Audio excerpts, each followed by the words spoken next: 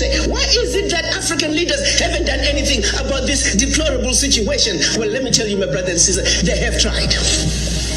Documented to this day, 22 coups where leaders were assassinated.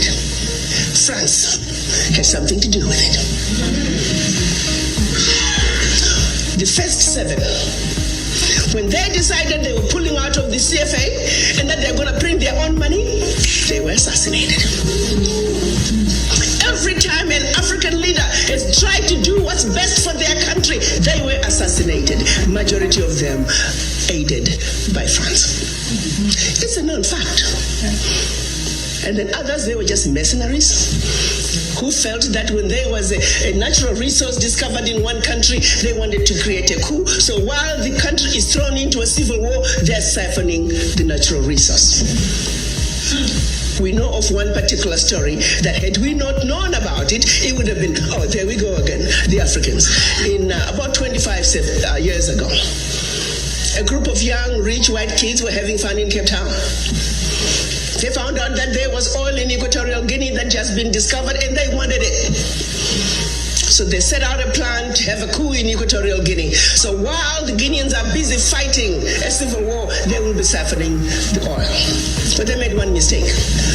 There were 2 planes. One was to leave South Africa, stop in Zimbabwe, pick up more ammunition on their way to hunt in Equatorial Guinea.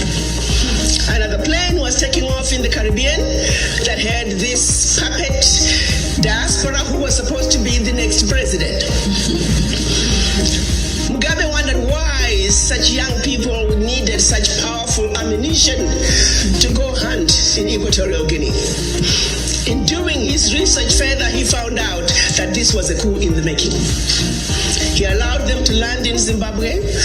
They loaded their plane, and just before takeoff, they were all arrested. The ringleader of that group was none other than the son of the former Prime Minister of the United Kingdom, Margaret Thatcher. She had to fly to Zimbabwe and paid handsomely to get her son out. The last one of those prisoners left Zimbabwe about 6-7 years ago. Had these young people succeeded, it would have been another coup. There you go, the Africans again. Such, my brothers and sisters, is the story of your Africa. They don't do coups anymore. They simply create instability. So when you hear of an instability in an African country, ask yourself, what is really going on? Because what they are telling you is really going on is just a shiny object. The real issue is over here. And you need to stop before you start being used as an instrument of your own self-destruction.